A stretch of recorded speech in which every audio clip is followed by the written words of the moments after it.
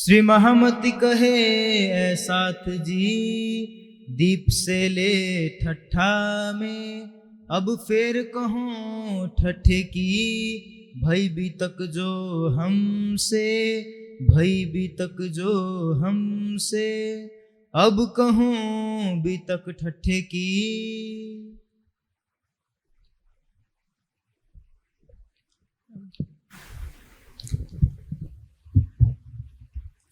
आप अक्षरातीत धामधनी श्री लालदास जी के धाम हृदय से ठट्ठे नगर की वित्त का वर्णन करवा रहे हैं।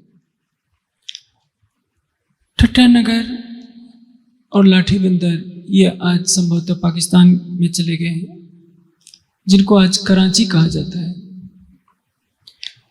श्री जी को अरब जाना है तो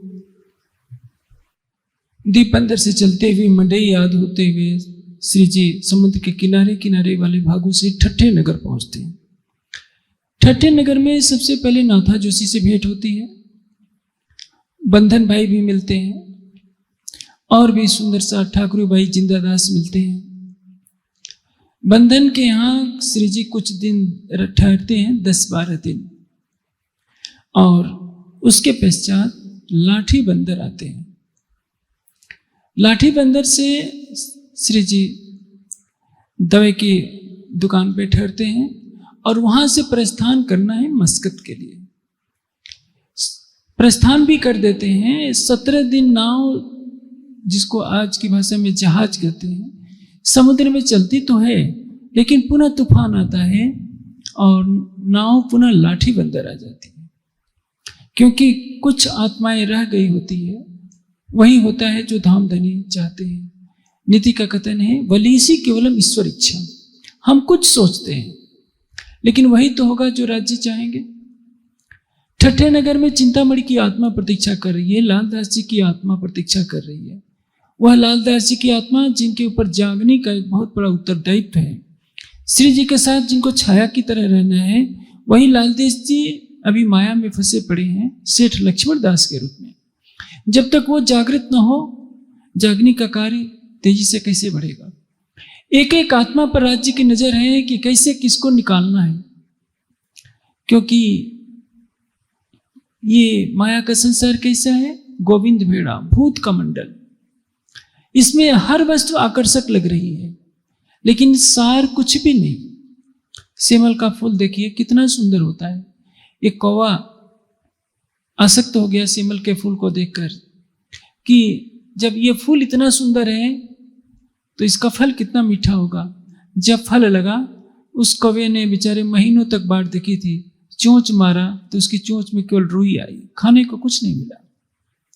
इसलिए कबीर जी ने कहा है, ऐसा यह संसार है जैसा सेमल फूल, दिन दस के व्यवहार में झूठे रंग न भूल। सेमल के समान संसार है, सुंदर दिख रहा है, सार तो कुछ भी नहीं। यौवन बहुत अच्छा लगता है, अच्छा पद मिले तो अच्छा लगता है, धन आता है तो अच्छा लगता है, प्रतिष्ठा मिलती है तो अच्छा लगता है, कोई विषय का सेवन करने को मिले तो अच्छा लगता है, लेकिन परिणाम सुन। अंत में क्या मिलता है? एक तृष्णा। जब यौवन आता है तो अच्छा लगता है, जब बुढ़ापा आने लगता है तो लगता है कि अरे अब मैं बूढ़ा होने लगा हूं क्या, मेरे बालों में सफेदी आने लगती है।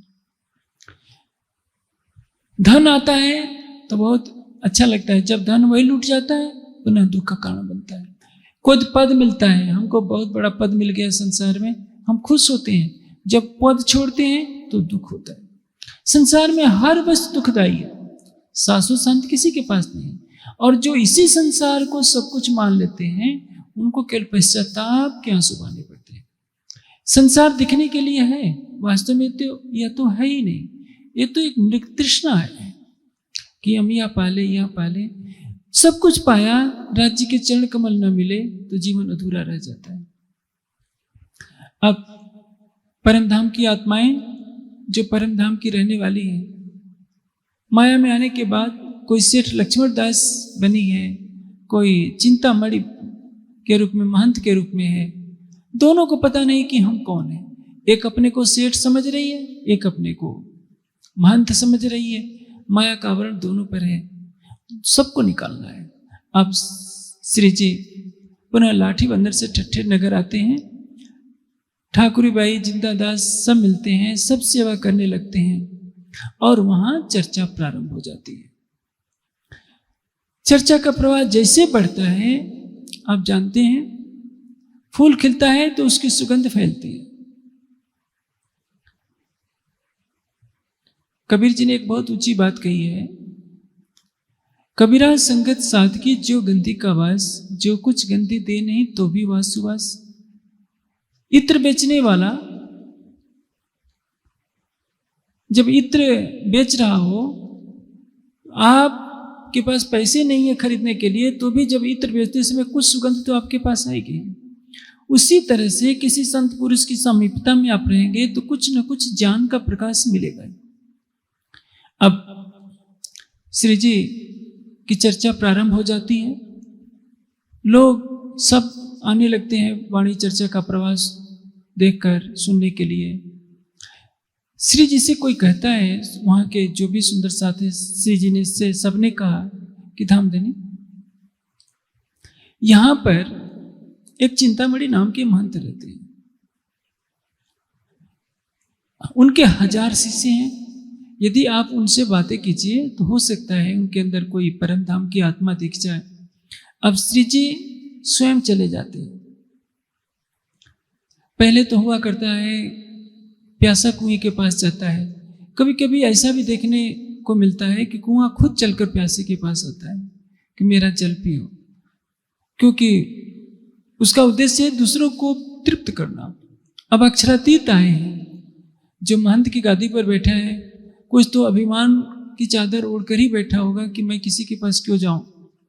अब श्री जी को तो गरज है कि उन्हें परमधाम की आत्माओं को जगाना है, तभी तो स्वयं अक्षरातीत आप देखेंगे पन्ना जी तक पहुंचते पहुंचते कहां कहां नहीं जाएंगे। मंदसौर में कई महीने भिक्षा के अन्न पर भोजन निर्वाह करना पड़ेगा। रामनगर में भी कितने कष्ट झेलने पड़ते हैं, उदयपुर में कितने कष्ट झेलने पड़ते हैं। हजारों की जमात है, धूप शीत वर्षा का कष्ट है। जिनको जगाना है वो तो घरों में आराम से सो रहे हैं, और जो जगाने वाला है वो गांव गांव जा रहा है, उसको चैन नहीं है।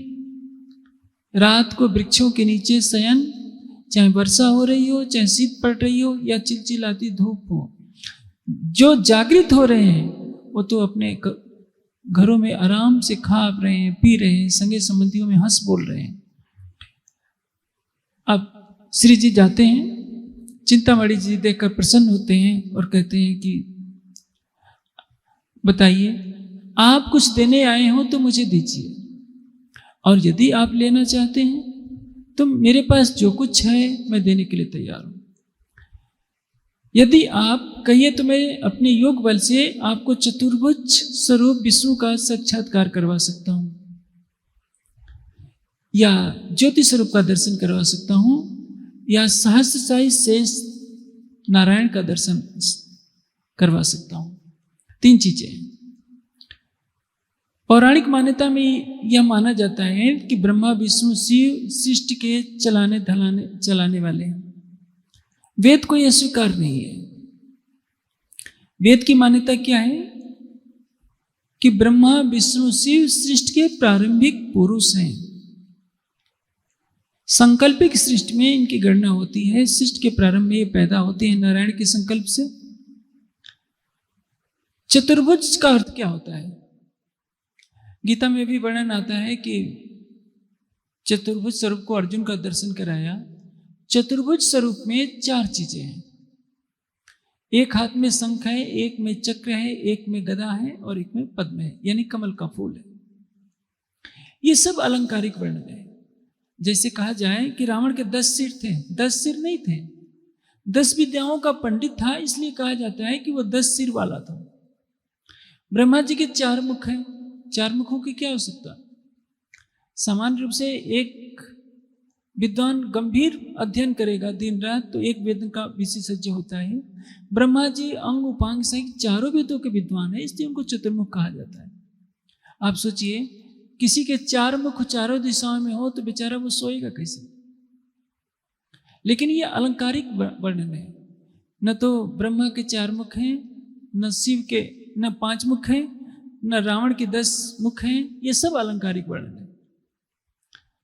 जो कार्य एक मुख से होता है, जो कार्य 4 मुख से हो सकता है, वो एक मुख से भी हो सकता है। इसलिए कोई आवश्यकता नहीं, ये तो एक तमाशा बन जाएगा।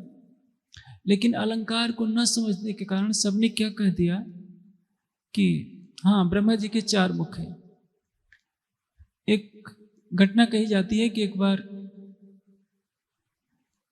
दुर्गा जी ने दर्शन दिया सहस्त्र मुखी के रूप में। 1000 मुख वाली दुर्गा ने बीरबल को दर्शन दिया। बीरबल ने कहा कि माते, पहले तो खूब खुश हुए कि माता श्री का दर्शन हो गया, उसके बाद उदास हुए। दुर्गा जी पूछती हैं कि बेटे तुम इतने दुखी क्यों हो रहे हो? बीरबल कहता है कि माता, जब हमारा एक मुख है, हमको जुकाम हो जाता है तो परेशानी हो जाती है। आपके 1000 मुखों में जुकाम हो जाएगा तो आपका क्या हाल होगा? आप सोचिए, क्या आफत मोलने की आवश्यकता है? इसलिए ये न समझना चाहिए कि चतुर्भुज का मतलब 4 मुखी, ये चतुर्भुज का तात्पर्य 4 भुजाएं ही है। ब्रह्मा जी सृष्टि के प्रारंभ में ज्ञान के क्षेत्र में अग्रणी रहे, इसलिए उनको कहा गया कि चतुर्मुख है, यानी चारों वेदों का अंग उपांग सहित ज्ञान रखते हैं। विष्णु के 4 भुजाएं मानी गई। विष्णु का कार्य क्या है? रक्षा करना। जो सांकल्पिक सृष्टि पैदा हुई वो हिमालय में हुई, हिमालय क्षेत्र में उसका विस्तार हुआ। जो उस समय की प्रजा थी, उस समय उसकी प्रजा की रक्षा करना विष्णु का उत्तरदायित्व था। एक हाथ में शंख है, शंख किसका प्रतीक है? ज्ञान का। चक्र किसका प्रतीक है? संगठन का। पद्म कमल किसका प्रतीक है? ऐश्वर्य का। और गदा किसकी प्रतीक है? शक्ति का। आपके पास ज्ञान होगा, ऐश्वर्य होगा, शक्ति होगी, संगठन होगा, तभी आप जन समाज की, साम्राज्य की सुरक्षा कर सकते हैं, अन्यथा नहीं। ये अलंकारिक वर्णन है। विष्णु भगवान बद्रिकाश्रम में रह करके तप करने लगे, मानसरोवर में रह करके तप करने लगे। शंकर जी कैलाश में तप करने लगे और ब्रह्मा जी ने हिमालय और पुष्कर क्षेत्र में अपना निवास बनाया, अपना ज्ञान विज्ञान चारों ओर फैलाया। ये सृष्टि के प्रारंभिक काल के एक तरह से महर्षि कहा जा सकता है, योगी यति हैं। ऐसा नहीं कि ये परमात्मा है, परमात्मा तो कोई और है। रामचरितमानस में कहा है कि शंभु विरंच विष्णु भगवाना उपजे जास अंशते नाना, जिसके अंश मात्र से असंख्यों ब्रह्मा विष्णु शिव पैदा हो जाते हैं। आज हिंदू समाज इन्हीं को ही परमात्मा माने बैठा है, इसलिए क्योंकि उसको धर्मशास्त्रों का ज्ञान नहीं है। अब चतुर्भुज स्वरूप के दर्शन कराने का क्या भाव है? योग दर्शन में लिखा है, मूर्धा ज्योति सिद्ध दर्शनम। मूर्धा में आप संयम करें, समाधि लगाएं, तो आपको सिद्ध पुरुषों का दर्शन हो सकता है। आप राम का दर्शन कर सकते हैं, शिव का दर्शन कर सकते हैं, हनुमान का दर्शन कर सकते हैं, विष्णु भगवान का दर्शन कर सकते हैं। ये महापुरुष हैं, परमात्मा नहीं। परमात्मा तो वह है जिसका कभी जन्म नहीं होता, किसका मरण नहीं होता, जो माता के गर्भ में नहीं आता, जो पंचभौतिक तन धारण नहीं करता। इसलिए कह तो रहे हैं हरजी व्यास, कह तो रहे हैं चिंतामणि जी श्री जी से, आप कहिए तो मैं चतुर्भुज स्वरूप विष्णु का साक्षात्कार करवा सकता हूँ, यानी योग बल से मूर्धा में आपको समाधिस्थ करा दूंगा, आप दर्शन कर सकते हैं। आपको झिलमिली ज्योति का दर्शन करा सकता हूँ। 5 ब्रह्मांडी शब्द होते हैं। राधा स्वामी मत में जाएंगे, कबीर पंथ में जाएंगे तो 5 शब्दों का ज्ञान दिया जाता है, उसी को नामदान कहते हैं। निरंजन, ओम, सोहम, शक्ति और रंग। इन 5 के नाम को वो लोग जपा करते हैं कुछ लोग, जबकि वास्तविकता क्या है? ब्रह्मांड के ये 5 शब्द हैं, अलग अलग मंडल है, उनमें आप संयम करेंगे। संयम किसको कहते हैं? धारणा, ध्यान और समाधि की प्रक्रिया को संयम कहते हैं। जैसे ये दोनों भावों के बीच का स्थान है, इसको कहते हैं भ्रिकुटी। भ्रिकुटी में आप संयम करेंगे तो आपको निरंजन शब्द सुनाई पड़ेगा। जिससे थाली को ठोकने पर झन की आवाज आती है, वैसे भृकुटी में दोनों भावों के बीच में आप ध्यान करते रहिए, निरंजन की ज्योति दिखाई देगी, शब्द सुनाई पड़ेगा। ये भृकुटी है, इसके ऊपर क्या लगेगा, ये त्रिकुटी।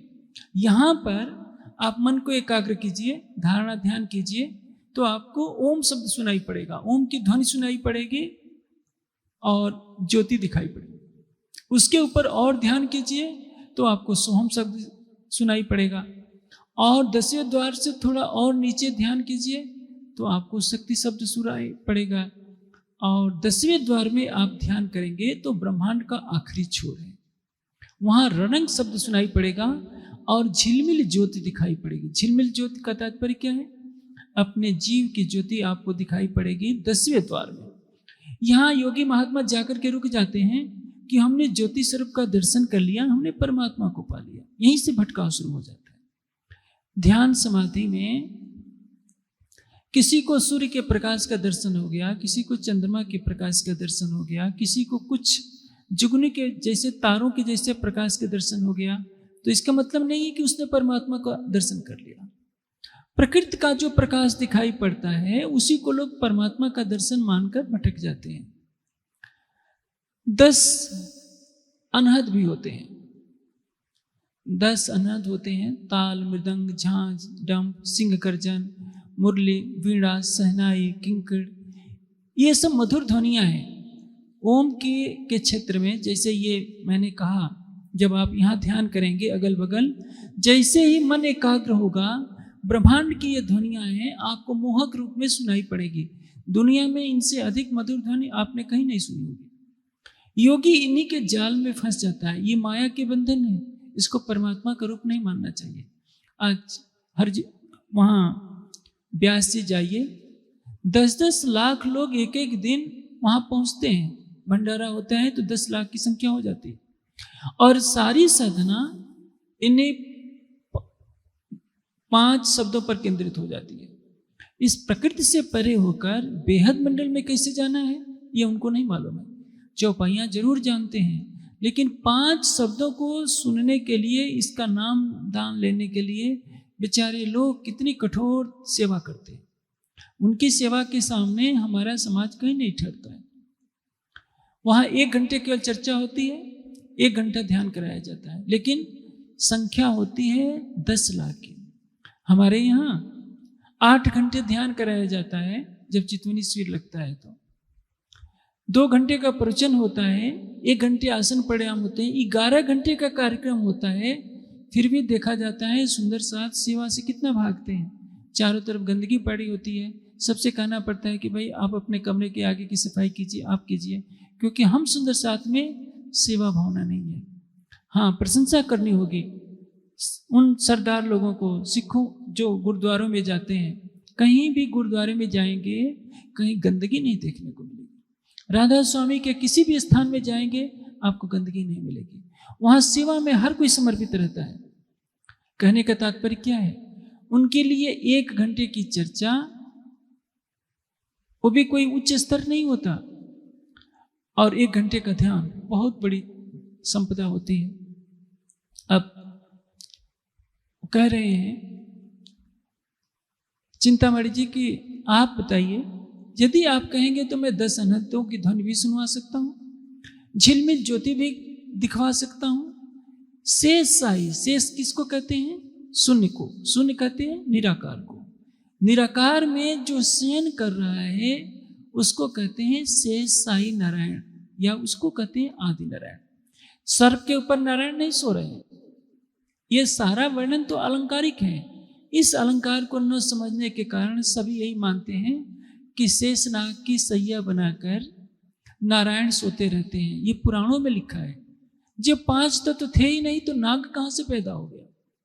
शेष यानी शून्य मोह सागर में जिस अक्षर ब्रह्म का मन स्वप्न के रूप में प्रकट होता है, स्वाप्निक रूप है अक्षर का नारायण, इसलिए उसको शेष साई नारायण कहते हैं। शेष साई नारायण कहिए, प्रणव ओंकार कहिए, आदि नारायण कहिए, महाविष्णु कहिए, हिरण्यगर्भ कहिए, सब उसी के नाम।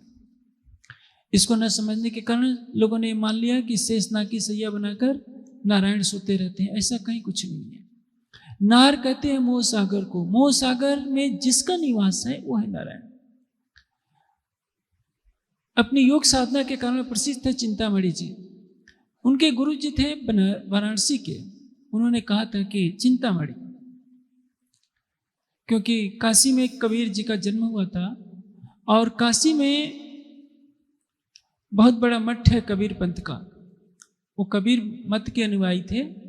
राम कबीर नाम कबीर पंथ का के वो मानने वाले थे, जिसमें कमाल को प्राथमिकता दी जाती थी।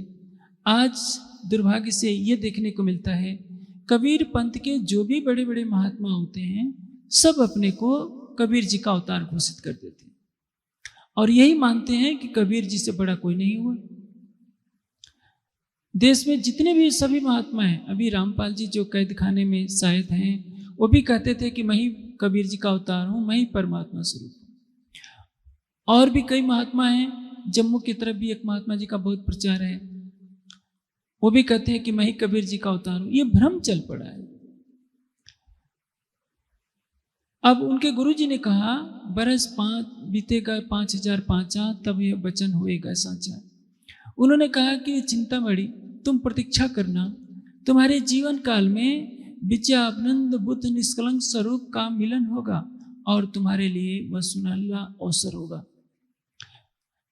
चिंतामणि यही खोजा करते हैं। जिस किसी महापुरुष को देखते हैं सोचते हैं कि कहीं मेरे गुरुदेव ने जो कहा था वो यही तो नहीं है।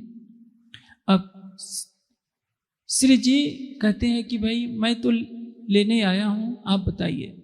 जब ये सब बातें हो रही थी, अचानक उनके मुख से निकल पड़ा कि देखिए ये सारी चीजें तो हद के ब्रह्मांड की हैं। कबीर जी का ज्ञान इनसे भी ऊपर है। मैं आपको कबीर जी का ज्ञान तो सुनाऊंगा हूँ, लेकिन कमाल जी का ज्ञान उनसे भी ऊपर है। मैं आपको उनका परिचय देता हूं। उन्होंने एक दोहा कहा कि कौड़ी से हीरा भया, हीरा भया से भया लाल, आधा भक्त कबीर है पूरा भक्त कमाल। उन्होंने कहा कि देखिए कबीर जी कहते हैं कि मेरे माता पिता एक कौड़ी थे। कौड़ी आप समझते हैं, सफेद रंग की होती है, बच्चे खेला करते। कौड़ी से हीरा भया, मैं उनका पुत्र हीरा हूं। हीरा से भया लाल, और मेरा पुत्र कमाल जो है लाल कहते हैं माड़ी को, मेरे से भी अच्छा अधिक हुआ। आधा भक्त कबीर है पूरा भक्त कमाल। कबीर जी परमात्मा के आधे भक्त हैं और कमाल परमात्मा के पूरे भक्त हैं। यह बात जैसे ही उन्होंने कहा, श्री जी को बहुत बुरा लगा। कहते हैं कि चिंतामणि जी, लगता है कि आप सच्चे ज्वेलरी नहीं हो। जो ज्वेलरी किसको कहते हैं? जो हीरे मोती की पहचान करता है। कहा कि तुमने तो उल्टा पुल्टा कर दिया। कहाँ अक्षर ब्रह्म की वासना कबीर और कहाँ माया का जीव कमाल। तुम कमाल जी को अक्षर की वासना कबीर जी से भी ऊपर कहने लगे। कबीर जी का ज्ञान बेहद तक है, परम धाम की बातें करते हैं, तुमने तो इसका अर्थ ही उल्टा कर दिया। बताया श्री जी ने कि देखिए इसका अर्थ कैसे होगा। घटना का क्रम जोड़ा। घटना यह है, एक बार कबीर जी के किसी भक्त ने कबीर जी की अनुपस्थिति में उनके घर बहुत धन संपत्ति हीरे मोती पहुंचा गया। कबीर जी आपको मालूम है ऐसे संत रहे हैं जिन्होंने पवित्रता की कमाई खाई है। इस पर ध्यान देना चाहिए। यदि हम पवित्र अन्न ग्रहण नहीं करते, आराम से बैठे रहते हैं कहीं भी, किसी भी आश्रम में, किसी भी, तो उसका हमें प्रायश्चित करने का अवसर नहीं मिलता। हमारी बुद्धि खराब हो सकती है। इसलिए कुछ न कुछ श्रम करना चाहिए। या तो भक्ति कीजिए या सेवा कीजिए, तो उसका प्रायश्चित होता है। कबीर जी क्या करते हैं? कपड़ा बुनते हैं, जो बचता है उसका आधा हिस्सा दान कर देते हैं। जो आमदनी मिलती है उसका आधा हिस्सा दान कर देते हैं और उससे जो बचता है उसमें अपना भरण पोषण करते हैं। लोई और कमाल उनके पास रहते हैं। लोई उनकी पत्नी नहीं है, रहती थी, वो भी शिष्या है एक तरह से। कमाल उनके पुत्र नहीं है, लेकिन पुत्र की तरह माना था। विद्वानों ने कमाल को पुत्र मान दिया और लोई को पत्नी मान लिया। ऐसा लोई पत्नी नहीं है, शिष्या रूप में रहती थी, सेवा करती थी। कबीर जी को किसी से कोई आसक्ति नहीं है, लेकिन जो शरण में आ गया सोचा कि चलो ठीक है। कमाल की कहानी यह है कि कमाल एक के रूप में एक शेख खकरदी नाम का एक सूफी फकीर थे। सिकंदर लोदी का जमाना था उस समय, और सिकंदर लोदी की आदत थी, कट्टरता थी उसमें बहुत अधिक। प्रातःकाल जब तक कुछ हिंदुओं को गाजर मूली की तरह काट नहीं लेता था, भोजन नहीं करता था। उन्होंने कबीर जी को जेल में बंद करवाया। देखा कि कबीर जी तो बाहर टहल रहे। कई बार जब उसको प्रायश्चित हो गया तो उसने अपने गुरु शेख अकरदी को कबीर जी के साथ किया कि देखो इनकी परीक्षा लो, इनके पास अलौकिक शक्तियां हैं, मैं इनको कारागार में बंद करता हूँ, ये कहीं दूसरी जगह दिखाई देने लगते हैं। हाथी के पैर से कुछ लुआना चाहता हूँ, हाथी कुछ नहीं करता। एक बार शेख अकरदी और कबीर जी दोनों नदी के किनारे जा रहे थे, गंगा के किनारा था। एक लड़के की लाश आ रही थी उधर से बहती हुई। कबीर जी ने आवाज दी, इधर आ। लाश आ गई। कबीर जी ने कहा कि क्यों सो रहा है, उठ खड़ा हो जा। और वो मरी हुई लाश जिंदा हो गई। उस फकीर के मुख से निकला, कबीर जी आपने तो कमाल कर दिया। कबीर जी हंसने लगते हैं, आज इससे इसका नाम कमाल रखा जाएगा। कोई संसारिक पुत्र नहीं था उनका कबीर जी का। हाँ, कमाल कबीर जी की सानिध्यता में रहे, जो ज्ञान मिला उसको ग्रहण किया। लेकिन कबीर जी के अंदर तो अक्षर की वासना है, उनको कौन पहचान पाएगा। रात का समय था, उनके घर धन दे दिया गया।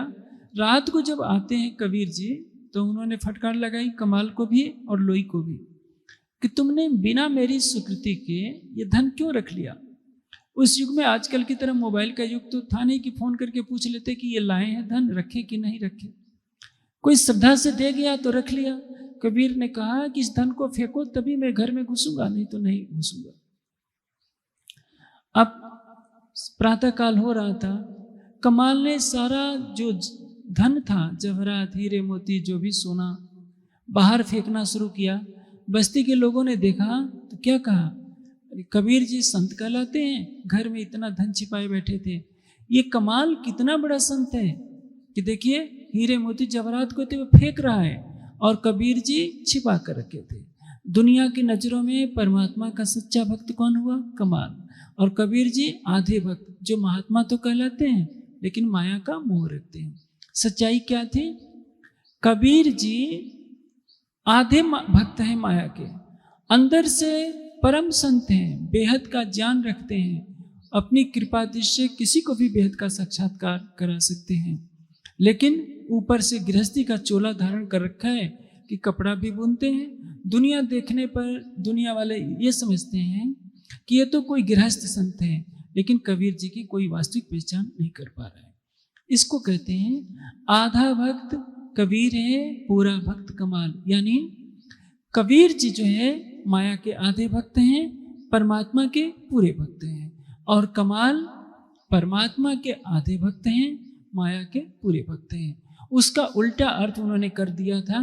कबीर जी की इस साखी पर श्री जी ने अपनी अनुपम चर्चा की और कहा कि देखिए चिंतामणि जी, यदि आप पहचान करना चाहते हैं कि कबीर जी क्या हैं, तो मैं उनका एक शब्द सुनाता हूं। शब्द यानी पद।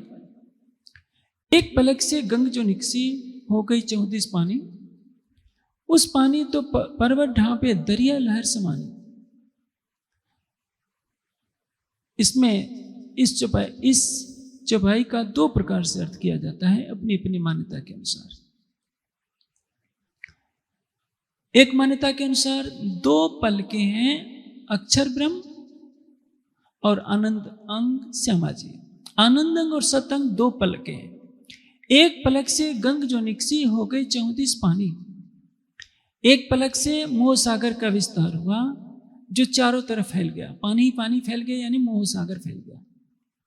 गंगा का जल चारों तरफ फैल गया।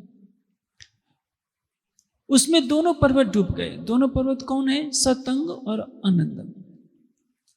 दरिया लहर समानी, दरिया यानी गंगा की लहरों ने दोनों पर्वतों को अपने में समा लिया, छिपा लिया। यह सामान्य अर्थ है, लेकिन इस चौपाई में कुछ और इस शब्द में बातें कही गई है। उड़ मक्खी तरवर पर बैठी बोले मधुरी बानी, उस मक्खी के मक्खा नाही बिन पानी गर्भानी। आगे कहते हैं, ओ गर्भे गुण तीनों जाए वो तो पुरुष अकेला, कहे कबीर या पद को बूझे सो सतगुरु में चेला। यदि हम पहले वाले अर्थ को वास्तविक मानते हैं तो समस्या आती है कि अर्थ तो कोई भी कर लेगा कि सतंग आनंदंग चिदघन स्वरूप श्री राज्य और अक्षर ब्रह्म से मोह सागर का विस्तार हुआ। जो वेद शास्त्र पढ़े हैं, संत साहित्य पढ़ रहे हैं, कर लेंगे। लेकिन कबीर जी ने चुनौती दी है कि इसका जो अर्थ बताएगा वह सतगुरु होगा, मैं शिष्य होऊंगा। और इसी पर कहा था कबीर जी के पंथ के जो चिंतामणि जी हैं, उनके गुरु जी ने काशी में कहा था कि जो इसका अर्थ बता दे, समझ लेना कि वो परमात्मा के स्वरूप ही तुम्हारे पास आएंगे और तुमको मिलने वाले हैं। और चिंतामणि जी उसी प्रतीक्षा में रह रहे थे। अब श्री जी उसका अर्थ बताते हैं कि देखिए, एक पलक से गंग जो निकसी हो गई 34 पानी, परम धाम में चिदघन स्वरूप और आनंद स्वरूप दो स्वरूपों की लीला होती है। सतंग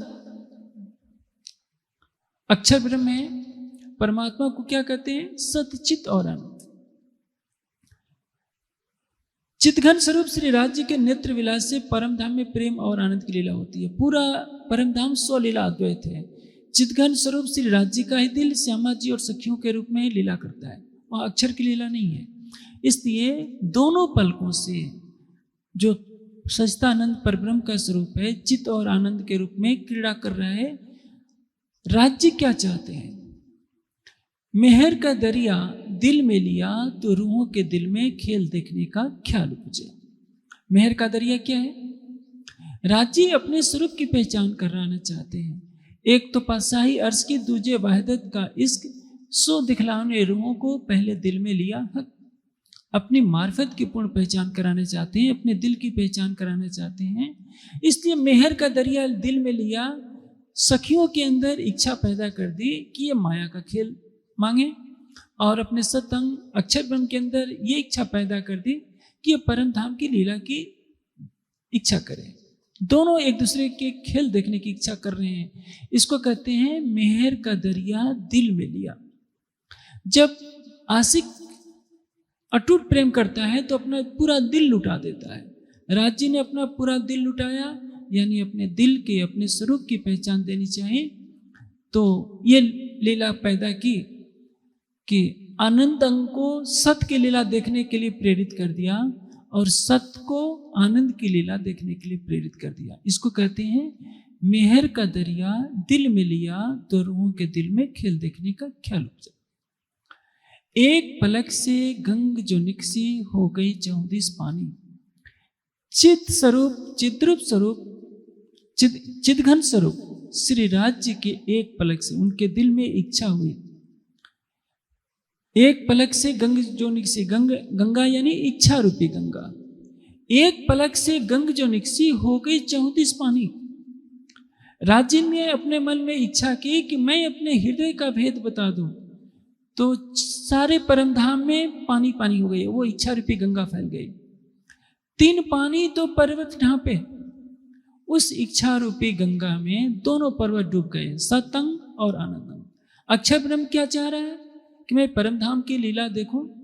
अक्षरातीत के महल में प्रेम इश्क बरसत, सोसूत अक्षर को नहीं जो किनवित केल करत। 3 पानी तो पर्वत ढांपे, दरिया लहर समानी।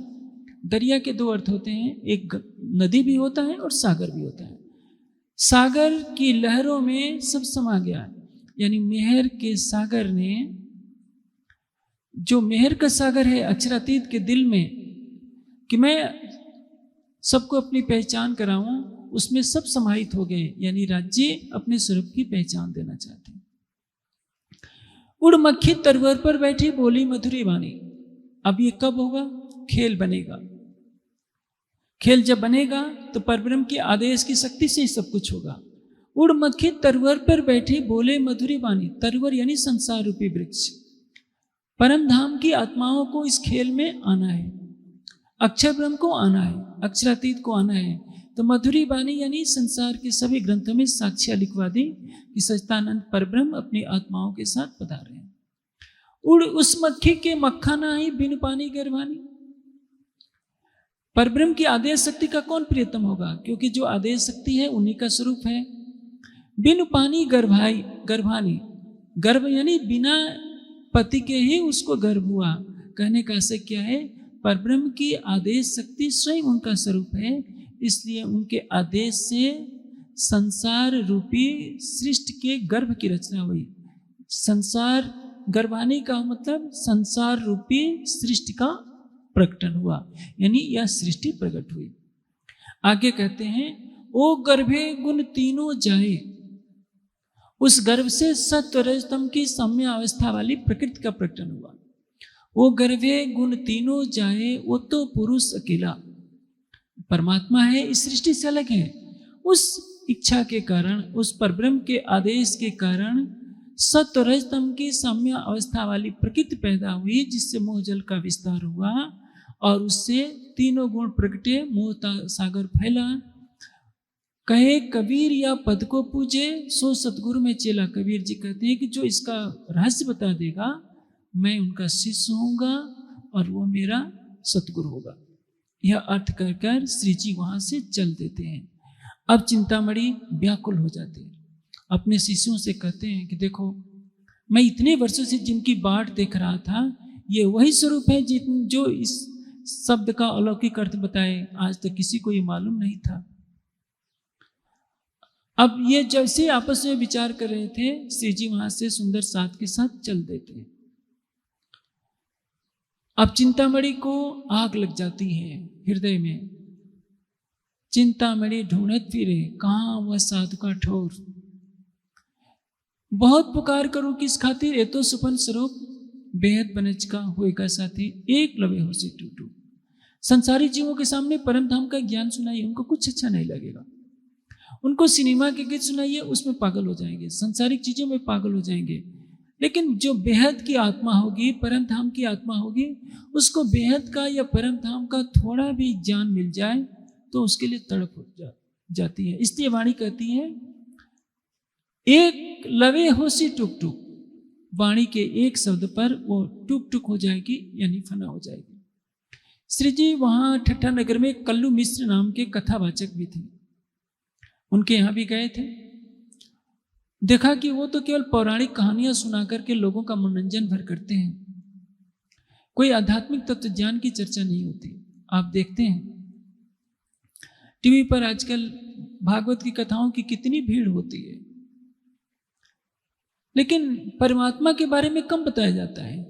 लोगों का मनोरंजन करना ज्यादा अभिष्ट होता है। और उसमें होता क्या है, नाच गाने चलते रहते हैं, भजन गाए जाते हैं, लोग मस्ती में नाचते हैं, भीड़ इकट्ठी होती है। पूछिए आप परमात्मा के बारे में क्या जानते हैं, कुछ उत्तर नहीं मिलेगा। अब श्री जी वहां देखते हैं कि यहाँ तो कोई आध्यात्मिक तत्ववेत्ता नहीं, चुपचाप वहां से चले आते हैं। परम धाम की आत्माओं को जगाना है तो स्वयं चलकर जाना पड़ रहा है। जिसको खोजते खोजते सारी सृष्टि थक गई, उस स्वरूप की आवेश शक्ति जिस तन में बैठी है, सबको जगाने के लिए स्वयं चलकर जाता है कि इनमें परम धाम की कोई आत्मा हो, मेरी बात तो सुने। अब श्री जी नाथा जोशी के यहाँ चर्चा कर रहे होते हैं और चिंतामणि खोजते खोजते वहां पहुंच जाते हैं। उन्होंने पता नहीं लिया था कि आप कहाँ से आए हैं, आप कहाँ ठहरे हैं, लेकिन जब हृदय में उमंग होती है खोजने की तो आदमी खोज ही लेता है। यही कारण कहा जाता है, जिन खोजा तिन पाइया गहरे पानी बैठ, मैं बपरा बूढ़न डरा रहा किनारे बैठ। खोजने वाले को तो परमात्मा मिल जाते हैं, लेकिन मनुष्य खोजे तब तो। एक शहर में है, आजकल की तरह इतनी लंबी बस्ती तो चौड़ी बस्ती हुआ नहीं करती थी। श्री जी कहाँ ठहरे हैं, चिंतामणि खोज लेते हैं। और जब श्री जी चर्चा कर रहे होते हैं, चिंतामणि जी आकर के बैठ जाते हैं। 2-3 दिन चर्चा सुनते हैं, उनको चर्चा बहुत अच्छी लगती है, शुद्ध हृदय से समर्पण करने लगते हैं। उनके शिष्यों में खलबली मच जाती है कि हम जिनको अपना सर्वोपरि गुरु मानते थे, वो लगता है किसी और महात्मा की शरण में जा रहे हैं, तो ये तो कैसे होगा? क्या हमारे गुरुदेव पूर्ण नहीं थे? हर शिष्य की श्रद्धा होती है कि मेरा गुरुदेव पूर्ण होगा, ये श्रद्धा अच्छी है, होनी चाहिए।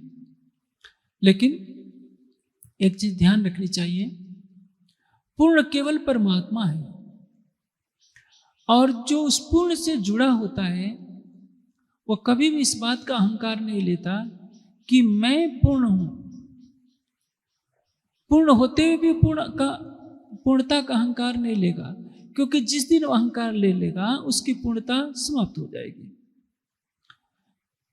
यदि हमारे मन में अहंग आता है कि मेरे से बढ़कर कोई संसार में ज्ञानी नहीं, मेरे से बढ़कर परमात्मा का कोई साक्षात्कार करने वाला नहीं, तो अहंकार की ग्रंथि तो आ गई। और ये अहंकार की ग्रंथि कहां से आई? अज्ञानता के कारण। जिसने सब कुछ मिटा दिया वही तो उसका स्वरूप बनेगा। मारिया कहिया, काढ़िया कहिया और कहिया हो जुदा, यही मैं खुदी टले तो बाकी रहिया खुदा। जिसने मैं खुदी को मार दिया, मैं हूं ही नहीं। एक करोड़पति आदमी थे, महात्मा बन गए, तो जो भी महात्मा मिलता था उसको सुनाते फिरते थे, आपको मालूम है मैं करोड़पति था, वैराग्य हो गया, मैंने करोड़ों की दौलत को ठोकर मार दिया। ठोकर तो उसने मारी है, लेकिन अच्छी तरह से नहीं मारी है, क्योंकि यदि बढ़िया से मार दिया होता फिर उसके मुख से कभी शब्द ही नहीं निकालते कि मैंने मार दिया। इसलिए जब किसी को संन्यास की दीक्षा दी जाती है तो उसका नाम बदलवा दिया जाता है। नाम बदलवाने का मतलब, अब वो किसी जाति का नहीं रहा, किसी घर का नहीं रहा, किसी एक स्थान का नहीं रहा, वो सारी पृथ्वी का है। उसके लिए ब्राह्मण में, चंडाल में कोई भेद नहीं है, सारी दुनिया उसकी है, वो सबका भला सोचेगा। पृथ्वी के हर प्राणी का भला सोचना उसका कर्तव्य है। वो हिंदू का भी भला सोचेगा, मुसलमान का भी सोचेगा, क्रिश्चियन का भी सोचेगा। ब्राह्मण भी खिलाएगा तो खा लेगा, चंडाल भी खिलाएगा तो खा लेगा। और उसका अपना एक व्यक्तिगत कोई घर नहीं रह गया कि इस घर से हमारी गहरी घनिष्ठता है, ये हमारे माता पिता हैं। शंकराचार्य ने क्या कहा है? न अस्ति माता, न पिता, न भ्राता, न सहोदरा। सन्यासी किसको कहते हैं? माता नहीं, पिता नहीं, भाई नहीं, मित्र नहीं। हाँ, मित्र भी हैं। कौन है? धैर्यम पिता, उसका पिता कौन है? धैर्य। क्षमा माता, क्षमा का गुण है, क्षमा ही उसकी माता है। पत्नी भी उसकी है सन्यासी की। उस पत्नी क्या है? शांति। हर अवस्था में शांत बना रहे, शांति का गुण उसके अंदर है, वो उसकी पत्नी है। धैर्यम पिता, क्षमा माता, शांति पत्नी। विद्या उसकी बहन है, दिशाएं उसके वस्त्र हैं, हाथ का सिरहाना ही तकिया है, नदियों का बहता हुआ जल ही उसका पेय है, भिक्षा में मिला हुआ जौ का सत्तू हो, ये बिना मांगे जो मिल गया वही आहार है, वृक्षों से गिरे हुए फल ही उसका आहार है, दिशाएं ही वस्त्र हैं। ऐसे योगी को संसार में किसी का भय नहीं होता। डरता कौन है? जो कमजोर है वही तो डरता है। जो अभय हो गया, शरीर से परे हो गया, उसको मृत्यु भी उसके पास आने से कांपती है, क्योंकि वो तो शरीर से परे हो गया, वो नाम से परे हो गया, वो कुल खानदान से परे हो गया। न उसको सम्मान चाहिए न अपमान चाहिए। 56 भोग दे दीजिए तो खुश नहीं होगा, सूखी रोटी दे दिए तो खिन्न नहीं होगा कि हमारा भोजन क्या कर दिया। ये संन्यास जीवन है। अब श्री जी के चरणों में आते हैं चिंतामणि जी। श्री जी पर श्रद्धा दृढ़ होने लगती है। उनके शिष्यों को लगता है हमारे गुरु जी श्री जी के शरण में चले जाएंगे क्या। देखिए प्रतिष्ठा कितनी बुरी चीज है। एक बार डोंगरे जी महाराज ने प्रणामी साहित्य पढ़ लिया। उन्होंने कहा कि हे कन्हा, जब मेरा अगला जन्म हो तो मुझे प्रणामी बना देना, लेकिन इस जन्म में वो तारतम्य इसलिए नहीं ले सकते थे कि उनके लाखों शिष्य हैं। लाखों शिष्य क्या कहेंगे कि मेरे गुरुजी दूसरे पंथ में चले गए। लेकिन दत्तात्रेय ने क्या कहा है?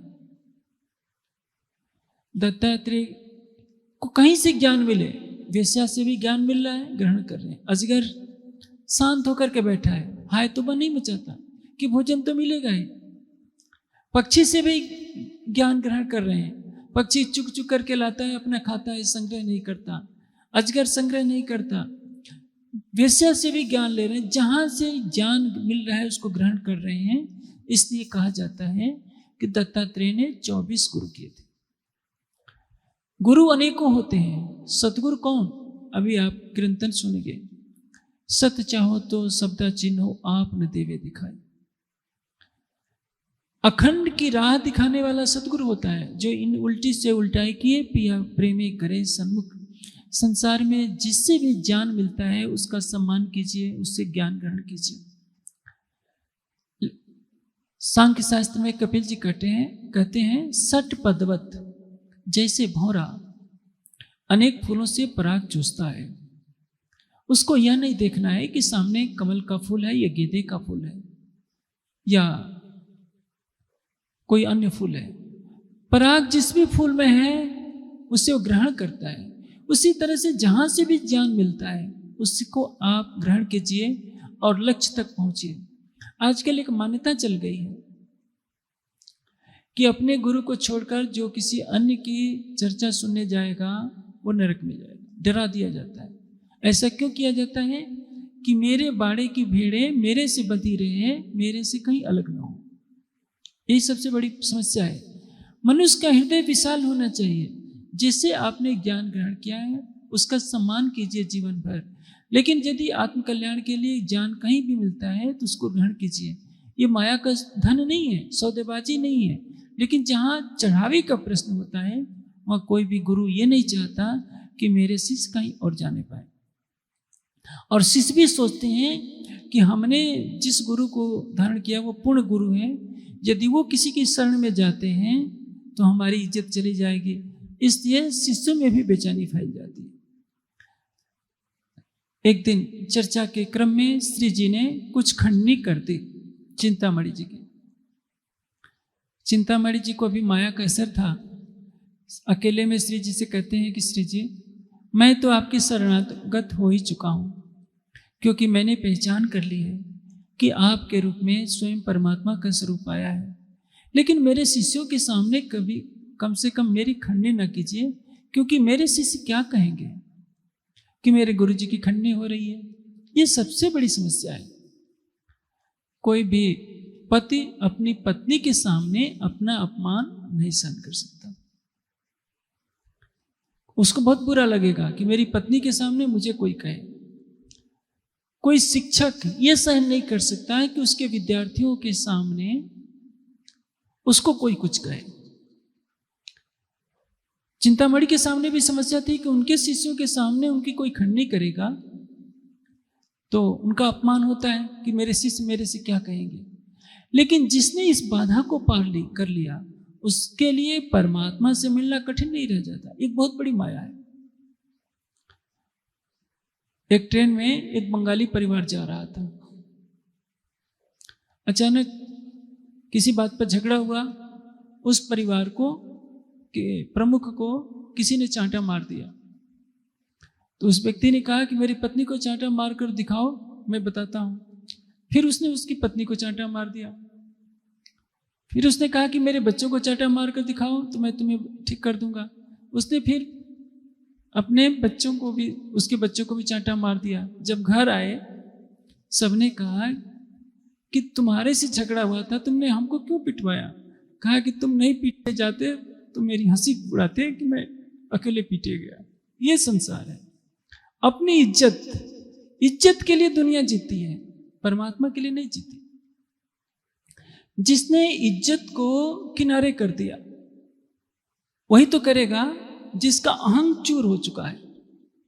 पहले गुरुकुलों में क्यों भिक्षा मंगवाई जाती थी? चक्रवर्ती सम्राट का भी लड़का है, गुरुकुल में गया तो उसको गौशाला में जाना ही पड़ता था, लकड़ी काट कर लानी ही पड़ती थी। भिक्षा मांगनी ही पड़ती थी। चाहे श्री कृष्ण हो चाहे राम हो, सबको सेवा करनी पड़ी है।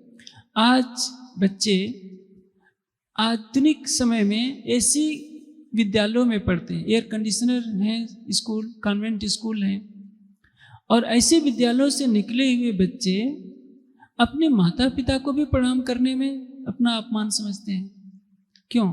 क्योंकि उनमें अहंग है, उनमें वो विनम्रता कपट नहीं है। जब एक राजा का लड़का घर घर जाएगा और हाथ में भिक्षा पात्र लेकर कहेगा भिक्षाम देहि, तो उसमें अहंकार कहाँ रह जाएगा? आज अभी स्वाभिमान नहीं है, अभिमान है। स्वाभिमान और अभिमान में बहुत अंतर होता है। स्वाभिमान किसको कहते हैं? अपनी आत्मा का अभिमान। और अभिमान किसको कहते हैं? बाहर का अभिमान, रूप का अभिमान, विद्या का अभिमान, धन का अभिमान, प्रतिष्ठा का अभिमान। इस देश के लोगों में स्वाभिमान होता तो विदेशियों के हाथ अपने देश की गरिमा को नहीं बेचते। इस देश में मानसिंह और जयसिंह हो गए हैं, वो अभिमानी थे, स्वाभिमानी नहीं थे। राणा प्रताप स्वाभिमानी थे, अभिमानी नहीं थे। आज का बालक अभिमानी होता है, माता पिता बड़ों को अपमान, प्रणाम करना भी अपमान समझता है। लेकिन यदि ऑफिस में बड़ा अफसर डांट भी रहा हो तो सिर झुका करके सुन लेगा, क्योंकि नौकरी का सवाल होता है। यानी उसका अधिकारी माता पिता से बड़ा होता है, उस माता पिता से जिसने उसको इस दुनिया में शरीर दिया है, जन्म दिया है। उस आचार्य का भी वो अपमान कर सकता है। आजकल के बच्चे परीक्षा में यदि शिक्षक रोकता है तो उन्हीं पर चाकू तान लेते हैं। कहने का तात्पर्य क्या है? जिसने अपने अहंग का विसर्जन कर दिया है उसने बाजी जीत ली। समाधि की अवस्था में क्या होता है? जब अहंग समाप्त हो जाए, न मैं ज्ञानी हूं, न ध्यानी हूं, न तपस्वी हूं, न योगी हूं, न महात्मा हूं, न धनवान हूं, न गरीब हूं, न शरीर हूं, न इंद्रियां हूं, न अंतःकरण हूं, ये सारे विचार जब समाप्त हो जाएं तो हमारा मन उस परमात्मा में लग जाता है, समाधि की अवस्था प्राप्त हो जाती है और उसको आत्मज्ञान हो जाता है। जब तक ये विचार चलते रहते हैं, मैं हूं, यही तो सबसे बड़ी माया है। आप मैं नहीं है तो उस दिन आत्मतत्व का दरवाजा खुल जाएगा। एक बीज जमीन के ऊपर पड़ा रहता है, धूप से तप करके सूख जाता है, लेकिन जब वो मिट्टी में मिल जाता है तो एक दूसरा पौधा अंकुरित होता है और उस पर उस बीज जैसे न जाने कितने बीज लग जाते हैं। ये कब होगा? जब अहंग का विसर्जन हो जाएगा। और यही मनुष्य से नहीं हो पाता। बड़े बड़े योगी महात्मा भी, विद्वान भी अपने अहंग को छोड़ नहीं पाते। चिंतामणि के साथ भी यही माया थी। श्री जी ने कहा, चिंतामणि मैं किसी का अपमान करने के लिए थोड़े आया हूं, तुम्हारी आत्मा की जागृति के लिए मैं कहूंगा तो जरूर, लेकिन उसको केवल तुम समझोगे या मैं समझूंगा, मैं पर्दे में रखकर कहूंगा ताकि तुम्हारी आत्मा जागृत हो जाए। रात के समय की चर्चा समाप्त होती है। श्री जी एक कीर्तन उतारवाते हैं। श्री जी के तन से कीर्तन उतरता है मूल स्वरूप के द्वारा, जिसको आपने अभी सुना। एक अभी कि सुनो रे सत्य के बंजारे, एक बात कहूं समझाई। सत्य के बंजारे, सत्य के व्यापारी, सत्य की राह पर चलने वाले। संबोधन है परम धाम की आत्माओं के लिए। सत्य की राह पर कौन चलता है? परम धाम की ब्रह्मात्माएं। चिंतामणि के अंदर भी परम धाम की आत्मा है और राज्य उसको जागृत कर रहे हैं। सुनो रे सत्य के बंजारे, एक बात कहूं समझाई। आंटी आन के फांस लगाई, सो भी उल्टी ये उल्टाई। बंद पर बंद दिए बिद बिद के, सो खोलिया किन्हों जाई। आंटी कहते हैं गांठ को। किसी व्यक्ति को गले में फांसी का फंदा लगा दिया जाए, आंटी आन के फांस लगाई, गांठ लगा दी गई है, सो भी उल्टी दई उल्टाई, और उसको उल्टा लटका दिया गया है। उल्टा लटकाने का तात्पर्य क्या है? जैसे मोह सागर में एक प्राणी जन्म लेता है, उसको पता नहीं है कि वो है कौन, कहां से आया है। बंद पर बंद दिए बिद बिद के सो खोलिया किन्हों न जाई। एक बंधन नहीं है। हम किसी परिवार में जन्म लेते हैं, ये दिखता है हमारे ये माता पिता हैं, ये भाई बंधु हैं। जन्म से पहले हम किस परिवार के क्या थे हमें नहीं मालूम, और यदि हमें मुक्ति नहीं मिलती है तो इस जन्म के बाद हम किस परिवार में क्या बनेंगे, किस योनि में जाएंगे, हमें कुछ नहीं मालूम। तृष्णाओं का बंधन है, लोकेशना का बंधन है, वित्तेषणा का बंधन है, दारिशना का बंधन है, काम क्रोध मद लोभ अहंकार की अग्नि ने हमें जला रखा है। ये सारे बंधन है। बंद पर बंद दिए बिद बिद के सो खोलिया किन्हों न जाई। आगे कहते हैं 14 भवन लग यही अंधेरी, पाताल से लेकर बैकुंठ तक अंधेरे ही अंधेरे। सुखदेवे साख पुराई। सुखदेव जी ने भी इसकी साक्षी दी है। तरह तरह की इस कीर्तन में प्रबोधित किया गया है कि सत्य चाहो तो शब्दा चिन्हो आप न वे दिखाई। कि चिंतामणि, यदि तुम सत्य की पहचान करना चाहते हो तो शब्दों से उनकी पहचान करना, बाह्य आंखों से उनकी पहचान नहीं हो सकती है। जब झूठी छूटे सांची पाइए सतगुरु लियो है रिझाई। तुम झूठी को छोड़ो, झूठी छूटे सांची पाइए सतगुरु लीजिए रिझाई। झूठी तुमने गादी को, एक संसार को छोड़ा, एक डारी तो दूजी भी डारो जलाए देवो चतुरारे। तुमने एक झूठे संसार को छोड़ा, लेकिन एक दूसरे संसार को पकड़ लिया जो गादी है, जो महंत तुम बने बैठे हो। शिष्यों की घर परिवार को तो छोड़ा, लेकिन शिष्यों की तुमने मंडली बना ली है, और इस मंडली की प्रतिष्ठा को ही तुमने सब कुछ मान लिया है। जिस तरह से तुमने घर द्वार छोड़ा है, शिष्यों की मंडली और प्रतिष्ठा के मोह को तुम जब तक छोड़ोगे नहीं, तब तक तुम्हें ब्रह्म ज्ञान का प्रकाश नहीं मिल सकता है। जब वो पढ़ता है, राज जी ने जो कीर्तन अवतरित किया प्रातः काल, श्री जी ने उससे कहा और उससे सुना। जैसे ही उस कीर्तन का प्रकाश उसके हृदय में आता है, शिष्यों के सामने चिंतामणि जी खड़े हो जाते हैं और कहते हैं कि धामधनी, मैंने आपको पहचान लिया। अब आपके ज्ञान की लाठी से काले कुत्ते को मैं मारूंगा। सब लोग सोच रहे हैं कि काला कुत्ता तो दिखाई नहीं दे रहा है। काला कुत्ता क्या है? यही तो अहंग है। जब तक ज्ञान की लाठी नहीं आएगी, काले कुत्ते को भला कौन मार सकता है? और यही अहंकार सारे संसार के बंधन का कारण है। एक बार एक सूफी फकीर थे, सिबली नाम था उनका। उनके पास बैत लेने के लिए एक मुस्लिम व्यक्ति आया। उन्होंने कहा, पढ़। मुस्लिम परंपरा में जब बैत लिया जाता है तो उसको हाथ को चूमते हैं और दीक्षा लेना उसी को कहते हैं। कुछ उपदेश दिया जाता है, कहा ला इलाहा इल्लल्लाह सिबली रसूल अल्लाह। तो वो व्यक्ति गुस्से में आ गया, तुमने मोहम्मद का नाम नहीं लिया, कह दिया कि सिबली रसूल अल्लाह, मैं तुमसे बैत नहीं लूंगा। तो उसने भी कहा कि हाँ, तुम इसके योग्य भी नहीं हो, मैं तुम्हें बैत दूंगा ही नहीं। बैत देना यानी जिसको आजकल की भाषा में नाम दाम देना, दीक्षा लेना कहते हैं। दूसरा आया, उसने कहा कि मैं भी आपसे बैत लेना चाहता हूं। कहा कि बैठो। उनको भी यही कहा, ला इलाहा इल्लल्लाह सिबली रसूल अल्लाह। वो कहता है कि देखिए, कुरान मैंने पूरी पढ़ रखी है, पूरी कुरान मुझे कंठस्थ है, मुझे भी मालूम है कि मोहम्मद रसूल है। आपको तो मैं ही सोचता था आप खुदा से मिलकर खुदा बन गए होंगे, और आप कह रहे कि सिबली रसूल अल्लाह, रसूल ही बनना था, तो मुझे आपसे बैत नहीं लेना है। कहा कि हाँ, तुम इसके पात्र हो, तुमको मैं दीक्षा दूंगा। कहने का तात्पर्य क्या है? जिसने अपने अहंग को नहीं डुबो दिया, वो आध्यात्मिक तत्व ज्ञान का अधिकारी नहीं है। राजकुमार सिद्धार्थ को बुद्धत्व प्राप्त होता है। एक राजकुमार है, भिक्षा मांगने जाते हैं, क्या जरूरत है? उनके पास तो हजारों शिष्य थे, किसी से कह सकते थे कि जाओ मेरे लिए भिक्षा मांग कर लाओ, मैं तुम्हारा गुरु हूँ, भगवान बुद्ध हूँ, लेकिन नहीं, अपना काम स्वयं कर रहे हैं।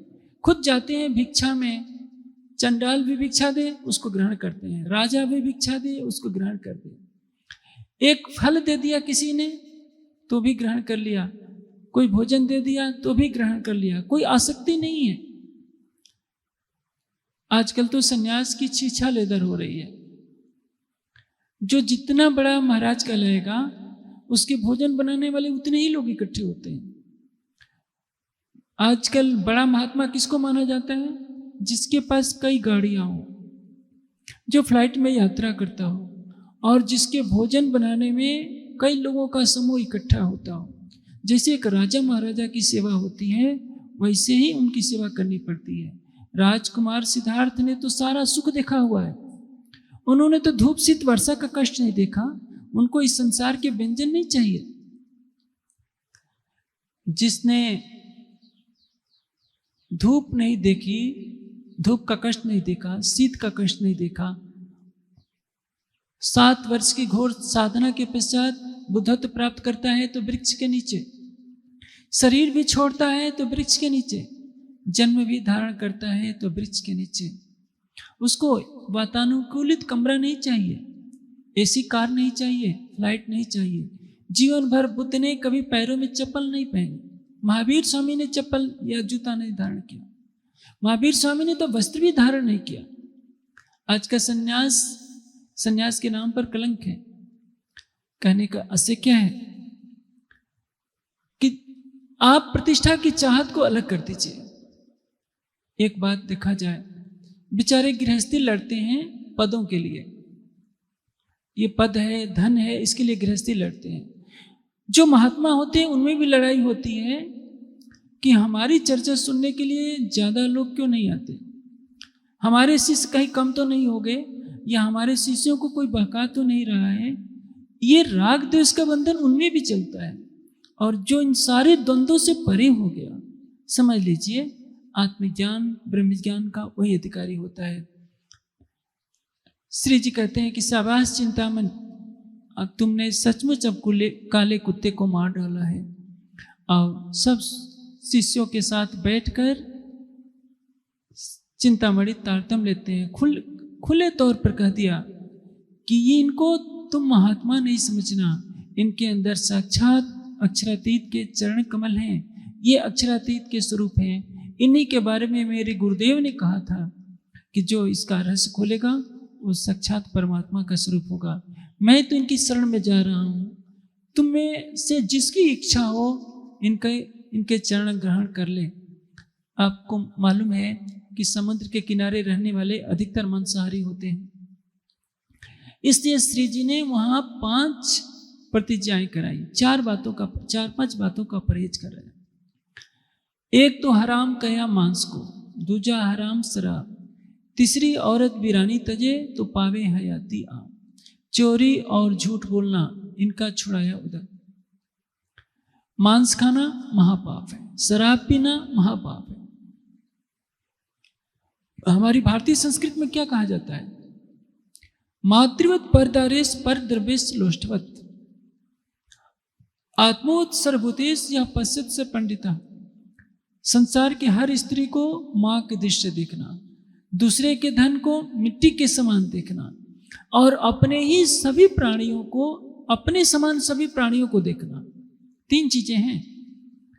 आपके सामने एक चंडाल आ रहा है तो आप उसको दुत्कार दे रहे हैं, एक गरीब आ रहे हैं उसको अपने पास बैठने नहीं दे रहे, तो आप पंडित नहीं, आप विद्वान नहीं, आप ज्ञानी नहीं, आप संत नहीं। भारत का पतन कब हुआ? जब पत्थर के भगवान के दर्शन करने कोई दलित आ गया, छोटी जात का आ गया, तो मंदिर को धो देते हैं। अरे तुम्हारे भगवान को छूत लग गई क्या? परमात्मा तो सबका है। पत्थर की मूर्ति तुमने बैठाई, तुमने मंदिर में स्थापित किया है, और वो दर्शन कर लिया दूर से, तो तुम मंदिर को धो रहे हो। आज भी समाचार पत्रों में पढ़ने को मिल जाता है कि किसी किसी मंदिरों में छोटी जाति वालों को दर्शन करने नहीं दिया जाता। ये दुर्भाग्य है। मुझे इस बार सौभाग्य से श्मशान घाट में जाने को मिला। सरसवा के श्मशान का जहाँ स्थान है, वहाँ मैंने देखा कि अलग अलग जातियों के अलग अलग श्मशान घाट बने। मैं सिर पकड़ कर बैठ गया कि देश इसीलिए गुलाम हुआ। जिस देश के लोग, जिस धर्म के लोग एक जगह दाह संस्कार नहीं कर सकते, श्मशान भी बनाए जाते हैं जहाँ चीता जलाई जाती है, वहाँ भी जाति। धर्मशालाएं बनाई जाती हैं, वहाँ भी जाति।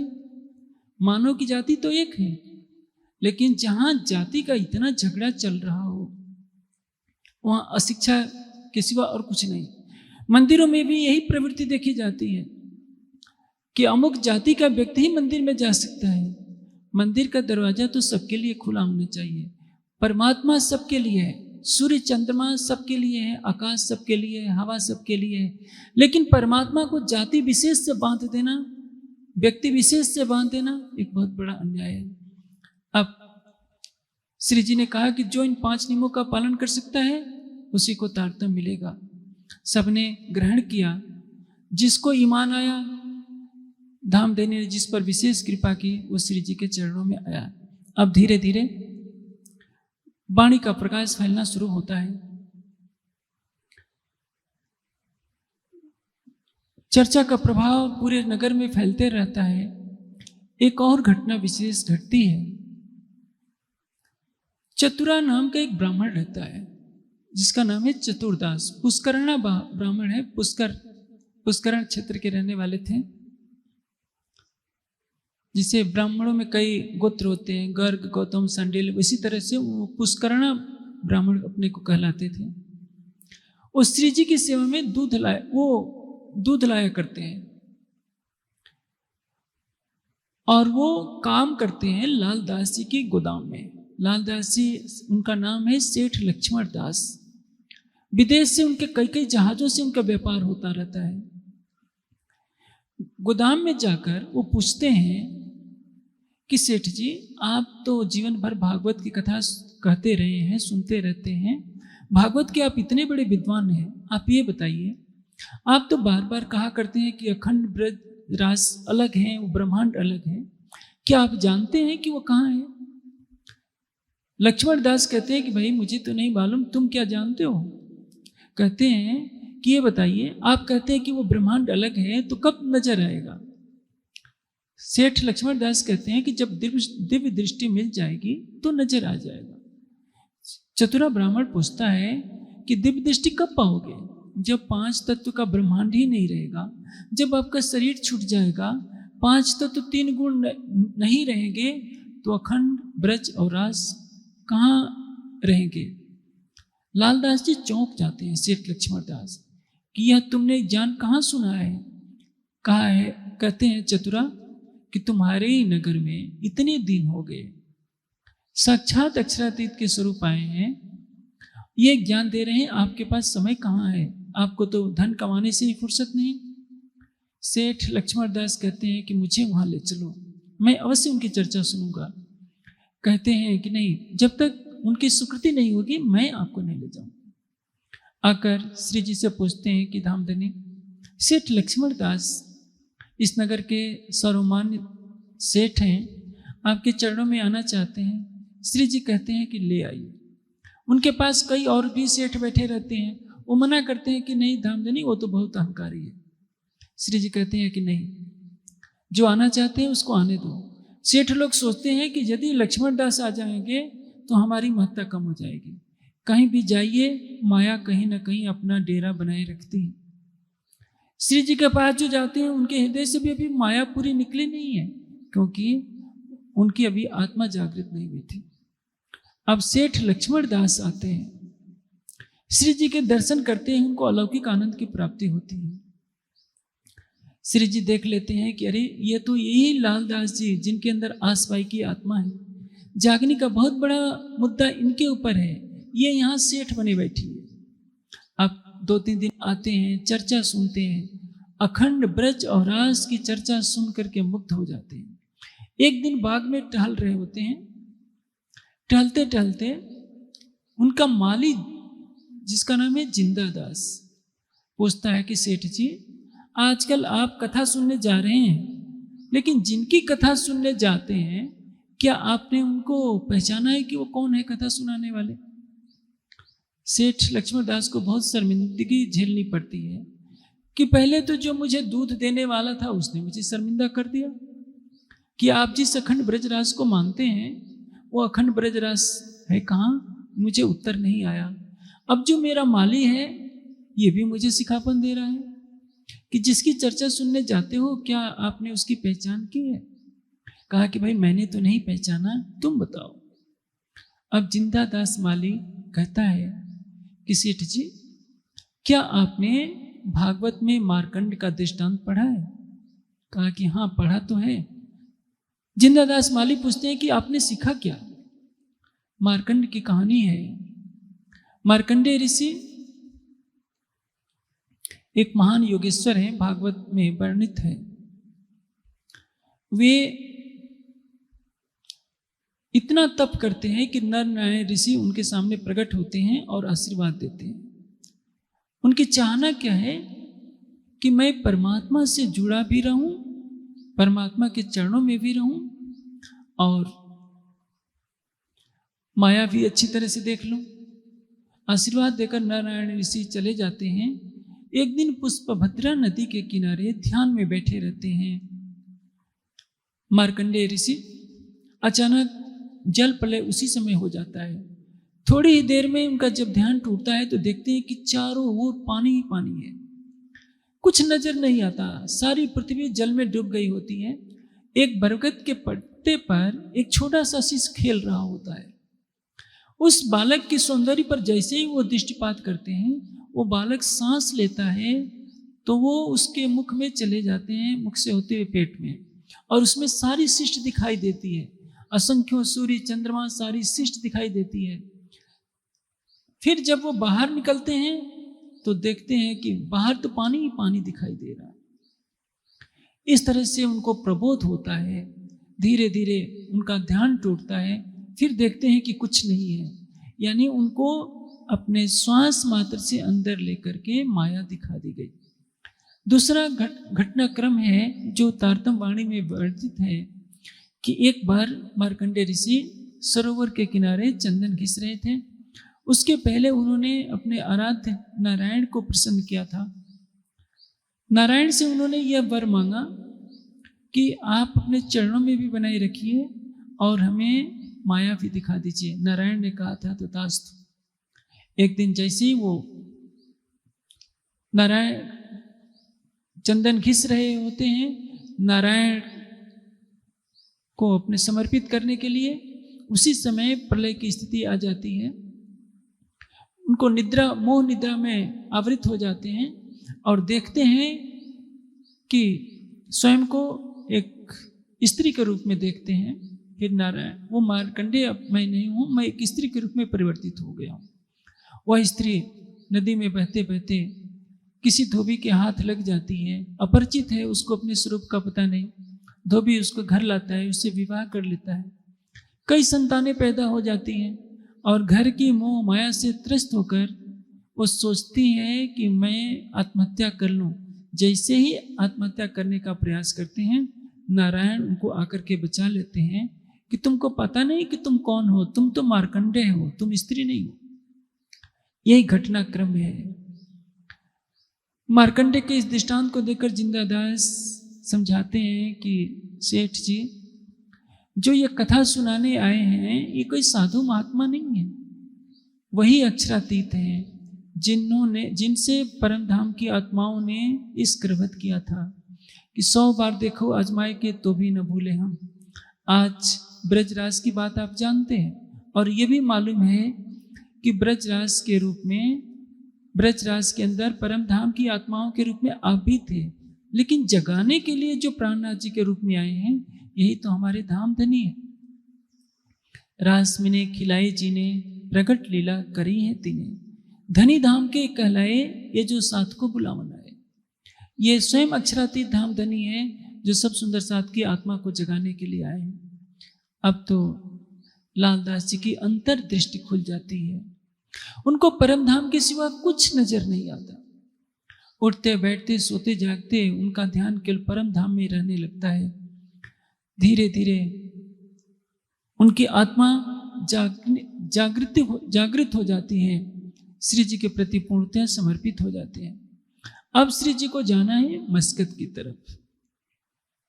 श्री जी जब जाने को कहते हैं, सुंदर साथ व्यथित होते हैं, कहते हैं कि नहीं धामधनी, आप हमें आदेश दीजिए, हम जाकर के बाईजू राजे को छुड़ा लाएंगे, जितने भी सुंदर साथ हैं सबको हम छुड़ा कर लाएंगे।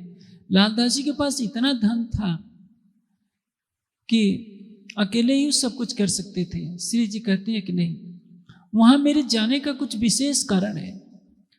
आगे आप बीतक में सुनेंगे, भैरव सेठ है अबासी बंदर में, मस्कत में महावजी भाई हैं, कितनी आत्माएं हैं जो बाट देख रही हैं कि हमको इस माया के भवसागर से कौन कब पार उतारा जाएगा। जो माया के जीव हैं वो तो माया में ही रहना पसंद करते हैं। वो मंदिर में भी जाएंगे तो क्या मांगेंगे? माया। परम धाम की ब्रह्मसृष्टि ऐसी है जो माया देने पर माया लेना नहीं चाहेगी। जो साहेब संकुल होए तो दुख होवे तिन, इस दुनिया में चाह कर दुख न लिया कि। दुनिया मंदिर में जाती है, पाठ रखती है, रखवाती है, तरह तरह के स्तोत्र पढ़ती है, पूजा पाठ करती है, किस लिए? कि हमको माया का सुख मिले, माया का दुख न मिले। परम धाम की ब्रह्मात्मा क्या चाहेगी? जो साहेब संकुल होए तो दुख होवे तिन, वो माया का दुख मांगेगी, क्योंकि दुख बिना न होवे जागनी, जो करे कोट उपाय। लेकिन दुख कैसा? ऐसा नहीं कि आप भूखो तड़प कर मर जाएं, आपके पास पहनने के लिए कपड़े न हो, इसको दुख नहीं कहते। माया की नश्वरता के दुख का आभास होना चाहिए। यदि आप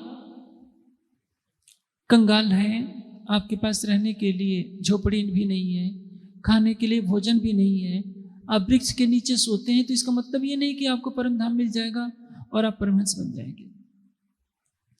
माया के नश्वर सुखों के प्रति आसक्ति हमारी समाप्त हो जाए। कैसा दुख हो हमें? कि माया के झूठे सुखों का आभास हमें हो जाए कि ये सुख झूठे हैं, सच्चे नहीं हैं, और हमें ये लगे कि राज्य का सुख ही सच्चा है।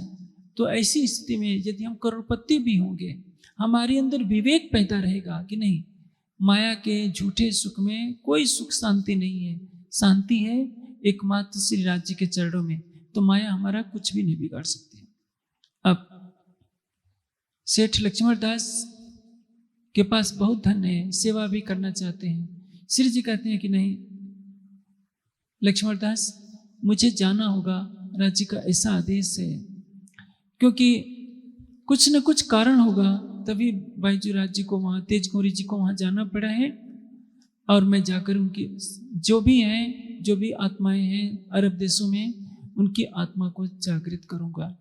आप श्री जी ठट्ठा नगर से प्रस्थान करेंगे मस्कत के लिए। मस्कत बंदर में महावजी भाई मिलेंगे, उनके घर जागने की कैसी लीला होती है ये आप सुनेंगे कल। आज के साथ दिन के साथ और भी कुछ घटनाएं होती हैं आज के बीतक में, जहां भी आप सुनेंगे श्री जी चर्चा करेंगे, माया की तरफ से विरोध अवश्य होगा। चाहे दीप मंदिर में गए हों तो वहां भी विरोध हुआ है, ठट्ठे नगर में आए हैं तो वहां भी विरोध झेलना पड़ रहा है। ठट्ठे नगर में बल्लभाचार्य मत का बहुत अधिक प्रभाव था। जब श्री जी के अखंड ब्रजराज की चर्चा गोसाई जी के बालकों को समझ नहीं आती है, तो अपने पिता से जाकर के उकसाते हैं कि कैसे ये महात्मा आ गए, इनको शहर से किस तरह से निकलवा दीजिए। क्योंकि बल्लभाचार्य मत में जो प्रमुख गुरु होते हैं उनको गोसाई जी कहा जाता है, और उनकी गद्दी खानदानी गद्दी होती है। पिता के बाद पुत्र ही गद्दी पर बैठता है। ज्ञान तो होता नहीं है, लेकिन पुत्र होने के नाते सारी गादी का अधिकार उनको मिल जाता है। और हमारे देश में ये रोग चल पड़ा है। परिणाम यह होता है कि समाज में विघटन शुरू हो जाता है। एक दिन चर्चा में मैंने स्वाध्याय मत का वर्णन किया था। उस मत की जिन्होंने स्थापना की थी, उन्होंने अपने देह त्याग के पश्चात अपनी पुत्री को स्वाध्याय मत का उत्तराधिकारी बना दिया। उस मत में भी विघटन हो गया। राधा स्वामी मत में देखिए, उनमें भी उनके खानदान का ही कोई गादी पर बैठेगा। गायत्री शांति कुंज हरिद्वार में भी देखिए, उनके परिवार के ही लोग सर्वोपरि हैं। गुरु के लिए सारे शिष्यों का समूह ही अपना परिवार होता है। जो उसमें से योग्य दिखे उसको उत्तराधिकारी बनाना चाहिए। लेकिन जब परिवार बाद हावी हो जाता है, चाहे धर्म हो या राजनीति हो या किसी क्षेत्र में, तो वहाँ विघटन प्रारंभ हो जाता है। गोसाई जी के जो बालक हैं तत्व ज्ञान तो रखते नहीं, तो यही नीति अपनाते हैं, अपने पिता को उकसाते हैं। विरोध होता है, लेकिन विरोध तो आप को झेलना ही पड़ेगा। जहाँ भी वाणी का प्रकाश फैलेगा उसको रोकने के लिए कुछ लोग अवश्य खड़े होंगे। यह बात आप गांठ बांध लीजिए। पूरी बीतक में यह सुनने को मिलेगा, चाहे उदयपुर हो, चाहे मंदसौर, चाहे औरंगाबाद हो, चाहे रामनगर हो, चाहे पन्ना जी हो। ऐसा कोई स्थान नहीं होगा जहाँ विरोध ना हो। आज भी यदि आप ब्रह्मवाणी का प्रकाश करना चाहेंगे तो कुछ ना कुछ विरोध झेलना पड़ेगा, कुछ अपमान भी झेलना पड़ेगा, कुछ बदनामी भी झेलनी पड़ेगी। लेकिन जीवन का हमारा उद्देश्य होना चाहिए, ये सुखदेव ब्रह्मशिष्ट को तो मैं अन्ननार, मैं परम धाम की ब्रह्मात्मा तभी हूँ जो राज्य ने वाणी का प्रकाश हमें दिया है, उस प्रकाश को मैं दूसरों तक फैलाऊं। मैं परम धाम देखूं, युगल स्वरूप को देखूं और सब संसार को दिखाऊं। संसार को आज तक मालूम नहीं था कि परम धाम क्या है, युगल स्वरूप क्या है। दुनिया निराकार में भटक रही थी, वैकुंठ में भटक रही थी, सिद्धियों में भटक रही थी। सारे प्रपंचों से छुड़ाकर धाम धनी ने हमें परम धाम का मार्ग दिखाया है और बीतक में स्पष्ट कहा है, आप देखो औरों को दिखाओ। इसलिए छठे दिन की लीला में हम सुंदर साथ का उत्तरदायित्व है। अधिक नहीं तो रविवार को तो समय निकालें। हम जीवन में 10 को भी जागृत कर देते हैं, 10 को भी परम धाम का मार्ग दिखा देते हैं। हर सुंदर साथ संकल्प कर लें तो भी बहुत कुछ होगा। यदि हम हर रविवार को 1 घंटे का भी समय निकालकर किसी को साहित्य दें, किसी को समझाएं, तो भी बहुत कुछ कार्य हो सकता है। लेकिन हाँ, जहाँ प्रतिष्ठा की बात आती है, धन संग्रह की बात आती है, इसके कारण विवाद खड़े हो जाते हैं। जिसको राज्य से सच्चा प्रेम होगा, न वो प्रतिष्ठा की चिंता करेगा, न धन की चिंता करेगा, न किसी अन्य चीज की चिंता करेगा। वो राज्य का आदेश मानकर ब्रह्मवाणी का प्रकाश करेगा। और इस कार्य के लिए आपको आत्मचिंतन करना पड़ेगा। हमारे समाज में अभी त्याग की बहुत कमी है। अभी एक सुंदर साथ ने मुझे फोन किया कि वीडियो पर एक संदेश आया है, एक जैन परिवार का 10 वर्ष का बालक संन्यास की दीक्षा लिया, करोड़पति घर का, और माता पिता खुशी खुशी उसको बना रहे हैं कि मेरा बेटा जैन धर्म में महात्मा बन जाए, दूसरों को उपदेश दे। आप सोचिए, माता पिता खुशी खुशी, ऐसा नहीं कि गरीब हो, करोड़पति घर का बेटा। कुछ लड़कियां भी बन रही हैं, मैंने वो चित्र अभी देखा नहीं है। आप सोचिए, हम सुंदर साथ अभी कितने पिछड़े हैं। परम धाम का ज्ञान हमारे पास है, और उनमें तो जब दीक्षा दी जाती है तो सिर नहीं मुड़वाया जाता, बाल को नोचा जाता है।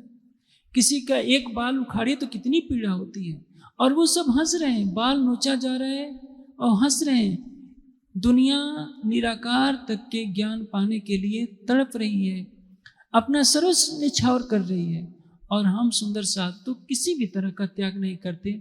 घर बैठे यदि 2-2 घंटा हर सुंदर साथ निष्ठा भाव से 2 घंटे तो क्या 1 घंटा भी मूल मिलावे की चितवनी करे तो राज्य नजर आ जाएंगे। दुनिया वाले 1000 साल भी समाधियां लगाते रहें तो उनको परम धाम का दर्शन नहीं होता। इतना अलौकिक ज्ञान लेकर भी हम सबसे फिसड्डी लाइन में खड़े हैं, सेवा में, समर्पण में, श्रद्धा में, प्रेम में, भक्ति में, ज्ञान में, पुरुषार्थ में। ये आत्मचिंतन की घड़ी है कि हम किस दिशा में जा रहे हैं। जब तक सुंदर साथ त्याग की भावना नहीं लाएगा, चितवनी के प्रति दृढ़ता से एकनिष्ठ नहीं होगा, वाणी के चिंतन में नहीं लगेगा, उस ज्ञान को प्रकाश में नहीं लाएगा, तब तक चाहे हम कितने मंदिर बना लें, 400 की जगह 4000 भी मंदिर बना लें, तब तक जागने का लक्ष्य पूरा नहीं होगा। अब चुपाई तो रहे। श्री महामति कहे "ऐ साथ जी, ए ठट्ठे की बिताक, अब कहूँ मस्कत की, जो आज्ञा है हक, जो आज्ञा है हक। बोलिए श्री प्राणनाथ प्यारे की जय।